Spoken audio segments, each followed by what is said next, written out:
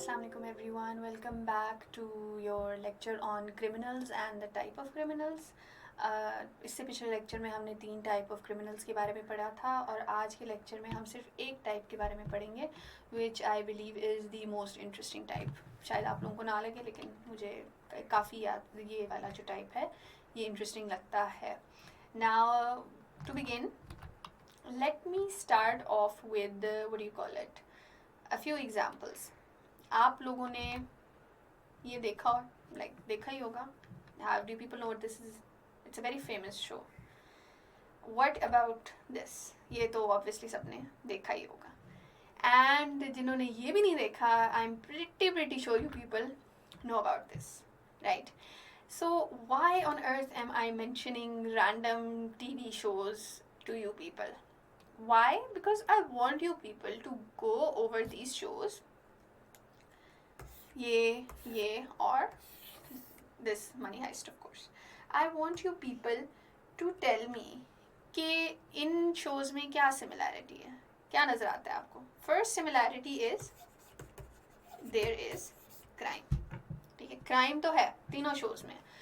उसके अलावा क्राइम की एक कैटेगरी है जो इन तीनों शोज पे अप्लाई होती है और वो कैटेगरी आज हम पढ़ेंगे. That category is known as organised crime. अब व्हाई ऑर्गेनाइज्ड क्राइम? क्योंकि ऑर्गेनाइज्ड क्राइम एक नॉर्मल क्रिमिनल एक्टिविटी से बहुत ज़्यादा वास्ट एक चीज़ है. ठीक है, ये एक पूरा इट्स लाइक अ माफिया. अब इन पिछले 3 टीवी शोज में ब्रेकिंग बैड हो गया, मनी हाइस्ट हो गया, इनमें क्या है, इनमें आप देखो क्राइम तो वो कमिट कर रहे हैं लेकिन वो कोई इंडिविजुअल क्राइम नहीं है. It's a proper organised sort of methodology applied by a group of people. कोई इंडिविजुअल भी नहीं है, एक पूरा इनका एक वो ग्रुप चल रहा होता है जो कि इकट्ठे क्राइम करते हैं और बड़े सिस्टमैटिक तरीके से ये लोग क्राइम करते हैं. तो ऐसे क्रिमिनल्स को हम क्या कहते हैं? An organised criminal. Organised crime करते हैं और कौन करते हैं? उनको कहते हैं ऑर्गेनाइज्ड क्रिमिनल. अब ऑर्गेनाइज्ड क्रिमिनल की बेसिक कैरेक्टरिस्टिक्स डेफिनेशन क्या है? The United Nations office on drugs and crime, इन्होंने एक बहुत अच्छी सी डेफिनेशन दी ऑर्गेनाइज्ड क्राइम की, जिससे हमें ऑर्गेनाइज्ड क्राइम के बारे में काफ़ी कुछ पता लग जाता है उसकी कैरेक्टरिस्टिक्स के बारे में. Let's do blue. ओके, उसकी कैरेक्टरिस्टिक्स के बारे में. तो ऑर्गेनाइज्ड क्राइम की कैरेक्टरिस्टिक्स क्या? अकॉर्डिंग टू द यूनाइट, अभी आप खुद देखें कि ये वो टाइप ऑफ क्रिमिनल्स हैं जिनके बारे में यूनाइटेड नेशंस ने भी काफ़ी कुछ रिसर्च किया हुआ है. They are that important, they are that significant in society. और ये हर जगह है, ये हर स्टेट में है, ये हर एरिया में है, ये हमारे मुल्क में भी हैं. There are organised criminals in our country. I'm not going to name them, but you all probably can name a few. Don't name them in your exam. ये हरकत नहीं करनी, लेकिन you all probably know. तो organized crime और organized criminals क्या है? According to united Nations office on drugs and crime, organized criminal is a continuing criminal enterprise. Look at the word criminal enterprise. ये कोई आम क्रिमिनल नहीं है, it's a whole enterprise that rationally works. सोच समझ के काम करते हैं, ये जज्बाती होके काम नहीं करते. ये रेपिस्ट नहीं है जो ऑल ओवर द प्लेस जाके इस तरह. No, they are systematic and they think about everything to profit from illicit activities that are often in great public demand. अब देखें, what do we get from this? We get कि एक तो सबसे पहली बात ये थॉट आउट होता है सारा कुछ. दूसरी बात ये इंटरप्राइज तो it's a very large scale thing. Third thing we have is के इनका अल्टीमेट गोल क्या है? इनका अल्टीमेट गोल प्लेजर नहीं है, it is profit. They want profit. And the last is किस तरह से वो प्रॉफिट लेते हैं? Through illicit activities. ऐसी एक्टिविटीज़ जो कि एक्सेप्टेबल नहीं है लेकिन जिनकी कहीं ना कहीं डिमांड भी है. अब जब हम इनके एग्जाम्पल्स को डिस्कस करेंगे तो आप लोगों के माइंड में बहुत सी आइडियाज़ आ जाएंगे कि इस तरह का ऑर्गेनाइज्ड क्रिमिनल होता क्या है. Its continuing existence is maintained through corruption of public officials. बहुत important point.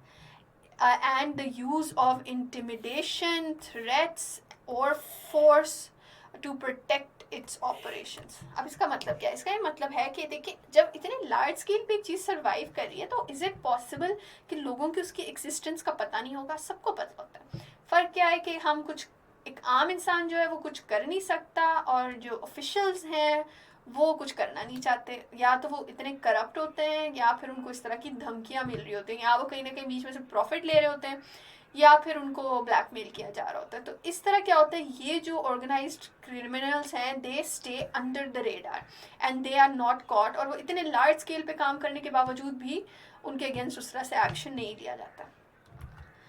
So what are the characteristics of an organised criminal group? ये जो ऑर्गेनाइज्ड क्रिमिनल्स हैं इनकी क्या कैरेक्टरिस्टिक्स हैं? सबसे पहले अ स्ट्रक्चर्ड ग्रुप ऑफ 3 और मोर पर्सन्स। 2 लोग मिलके कोई ऑर्गेनाइज्ड क्रिमिनल नहीं होते, इवन 3 भी नहीं होते, ये बहुत लार्ज स्केल होता है, ठीक है। बहुत इसमें प्रॉपर हायरार्की होती है, इनके बॉस होते हैं, बॉस के साइड वाले लोग होते हैं, everything, there are hitman, there are masterminds इनके अंदर, मतलब पूरा जिस तरह एक ऑर्गेनाइजेशन नहीं होती, जिस तरह एक प्रॉपर बिजनेस होता है, इनका वो वाला सीन होता है, ठीक है। अ स्ट्रक्चर्ड ग्रुप ऑफ 3 और more persons that was not randomly formed. अब why are we saying not randomly formed? कैसा नहीं है इधर से भी एक बंदा पकड़ो, इधर से भी एक बंदा पकड़ो, no, they take specialists, they hire people, ये रिक्रूट करते हैं अपने साथ लोगों को जो कि इनको लगता है उन इस स्पेसिफिक जॉब के लिए ठीक है। The group exists for a period of time, ये कोई लॉन्ग टर्म चीज़ नहीं होती, एक प्रॉपर इनका एक स्पेसिफाइड टाइम होता है, उसके लिए ग्रुप एग्जिस्ट करता है। It acts in concert with the aim of committing at least one serious crime. one serious type of crime. एक ऐसा type of crime होता है जो कि ये लोग जिस पे सब agree करते हैं कि ये हमारे this is the basis of our organization, of our organized crime. To obtain directly or indirectly a financial or other material benefit. इनका aim क्या है कि हमने ये लेना, ठीक है, हमने या फाइनेंशियली प्रॉफिट लेना है या फिर किसी और तरीके से। नॉर्मली क्या होता है, फाइनेंशियल ही होता है, ठीक है। अब ऑर्गेनाइज्ड क्राइम की कैरेक्टरिस्टिक्स क्या हैं? सबसे पहले इनमें टीम वर्क होता है, इनमें बहुत कोऑपरेशन होती है, ये आपस में कोऑपरेट करते हैं, टीम वर्क करते हैं, एक दूसरे को कवर करते हैं and they don't let out the secrets, ठीक है। The second thing is the hierarchical structure. इसका क्या मतलब है? द स्ट्रक्चर ऑफ कि जिस तरह मैंने पहले बताया था, एक बॉस है, बॉस के साइड पर्सन होता है, he has his right hand, he has the hitman, he has the, मतलब इस तरह इनकी प्रॉपर एक स्ट्रक्चर होता है, किसी ने किसको ऑर्डर देना है उसने आगे उसको ऑर्डर देना है, इस तरह से ये लोग चलते हैं, ठीक है। दे हैव प्लानिंग, ये कोई आम लोग नहीं है जो उठ के सोचे कि यार आज हमने ये काम करना है, नो। अब सम ऑफ यू, आप लोग इसको रिलेट कर लें उससे। मनी हाइस्ट तो सब नहीं देखा होगा, वैसे ऑनेस्टली मैंने नहीं देखा, लेकिन लॉट ऑफ पीपल हैव। तो अब क्या करें, इस चीज़ को उससे रिलेट करें, यू कैन एक्चुअली सी कि दिस वर्क्स, ये होता है। टीम वर्क भी होती है, स्ट्रक्चर भी होता है, बॉस तो उनका लाजमी होता है, प्लानिंग होती है, there is a lot and lot of planning, they plan each and every crime they commit with you know in great detail. Division of labour, इनके आपस में चीज़ें डिवाइडेड होती हैं कि किसने क्या करना है, ये वाला जो टास्क है ये इसके ज़िम्मे है, ये वाला जो टास्क है ये इसके ज़िम्मे है। Violence, how do they even become such big mafias? ये normally refer mafias को करता है, how do they become? by violence. इनका इतना टेरर होता है सोसाइटी में, इवन पाकिस्तान में you know there are people like that. इनका इतना टेरर होता है कि nobody can say anything to them, ठीक है। वायलेंस यूज करके ये ऐसे करते हैं। Effective control of its members, देखें जब इस तरह का स्ट्रक्चर होता है, what stops the people at the bottom from going against the person at the top, इनका कंट्रोल इस तरह से होता है। जितने इनके मेंबर्स होते हैं, क्योंकि मैंने पीछे 3 और मोर 2 और मोर तो लिखा है, लेकिन नहीं, बहुत ज़्यादा होते हैं, डबल ट्रिपल डिजिट्स में होते हैं। तो जब इतने ज़्यादा मेंबर्स होते हैं, how do they control it? पहली बात तो ये, सेट एन एग्जाम्पल, जो भी रिबेल करता है, जो भी हुएवर प्लॉट्स अगेंस्ट और हुएवर इज अ मोल, मोल कहते हैं जो अंदर की खबर बाहर दे, तो ये क्या करते हैं, ये उसको वहीं पे they set an example by killing that person, ताकि कोई और ये गलती ना करे, ठीक है। और भी by through violence and through blackmail ये अपने मेंबर्स को कंट्रोल में रखते हैं। And last, not limited to illicit services. अच्छा, इसका क्या मतलब है? अक्सर ऐसे होता है कि इस तरह की जो ऑर्गेनाइज्ड क्राइम होता है, they have like a face as well, they have a different face. Society knows कि ये ग्रुप है, लेकिन सोसाइटी के सामने वो अपने आप को present as something, they present themselves as something else.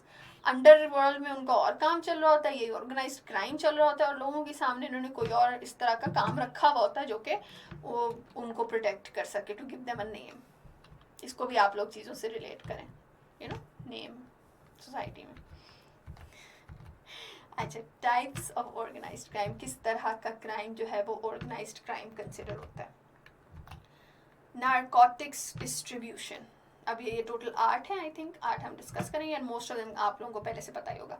Narcotics distribution, drugs, alcohol, जहाँ अल्कोहल इलीगल है, ड्रग्स तो ऑलमोस्ट एवरीवेयर इलीगल है, इनकी जो डिस्ट्रीब्यूशन होती है, जो ड्रग लॉर्ड्स होते हैं, ये आम ड्रग डीलर्स नहीं, ड्रग लॉर्ड्स जो क्रॉस बॉर्डर स्मगलिंग करते हैं, ये सारा कुछ करते हैं. ड्रग कार्टेल्स जिनको कहते हैं, स्पेशली नार्कोस में यही था, ड्रग कार्टेल्स जिनको कहते हैं, ये इनका एक, this is the first type of crime they do. Second is gambling. Gambling जहाँ पे इन एन इलीगल वे, देखें गैम्बलिंग कैसीनोज में भी होती है, वो वाली गैम्बलिंग नहीं, ये जो अंडरग्राउंड गैम्बलिंग होती है that nobody really knows about, ये उसमें आता है. प्रोस्टिट्यूशन, अच्छा प्रोस्टिट्यूशन भी is also a type of organized crime, क्योंकि प्रोस्टिट्यूशन एक at an individual level is something else, लेकिन जो ह्यूमन जो एक लार्ज स्केल पे चीज़ हो रही होती है, जिसमें प्रॉपर उनका स्ट्रक्चर होता है, और जिसमें buying selling and each and all of that, ये सारा कुछ ऑर्गेनाइज्ड क्राइम में आता है, वो भी एक प्रॉपर सिस्टमैटिक तरीके से चलता है. Illegal sale of firearms, there are people जो इलीगली वेपन सेल करती हैं to different murderers, to people जो कि रिकग्नाइज, जो लाइसेंस के थ्रू एक प्रॉपर लीगल वे में वेपन्स नहीं लेना चाहते, उनको ये प्रोवाइड करते हैं. एंड दिस इज़ ऑल्सो, जिस तरह ये क्रॉस द बॉर्डर होता है, ये भी क्रॉस द बॉर्डर होता है, ये भी वैसे प्रोस्टिट्यूशन कैन ऑल्सो भी. After that we have money laundering. Money laundering is a type of organized crime. Individual level पे money laundering is something else. Large scale पे भी money laundering होती है, वो भी हम आगे separately पढ़ेंगे, ठीक है, वो हम बहुत डिटेल में पढ़ेंगे. किडनैपिंग भी एक ऑर्गेनाइज्ड क्राइम है. देयर आर सर्टेन ग्रुप्स जो कि इस तरह, उनका काम ये है कि वो पूरा जो ग्रुप है वो डिसाइड करता है कि हमने इस बंदे को किडनैप करना है, ये रैंसम लेना है, ये हमारा method, this is the type of target we want, इस तरह से हम पैसे निकलवाएंगे, किन इन्फ्लुएंशियल फैमिलीज़ को टारगेट करना है, ये सारा कुछ ऑर्गेनाइज्ड क्राइम में आता है. Human trafficking, taking any person from one place to across the border and selling them, ठीक है, ये ह्यूमन ट्रैफिकिंग में आ जाता है. आप सबको पता ही है कि what it is all about. This links to prostitution as well, and this links to kidnapping as well. ये थोड़े से ना मिक्स्ड, एक दूसरे के साथ ओवरलैपिंग करते हैं.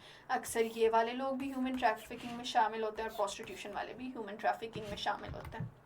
And the last is blackmailing and extortion. Blackmailing and extortion, extortion भी हम आगे पढ़ेंगे क्या होती है extortion, but just to briefly summarize it, extortion means कि आप कहो कि आपको बहुत ज़्यादा ख़तरा है, आप हमें मंथली इतने पैसे देंगे तो हम आपको उस ख़तरे से बचा लेंगे. अब वो ख़तरा कौन होता है, वो खुद होता है, ठीक है.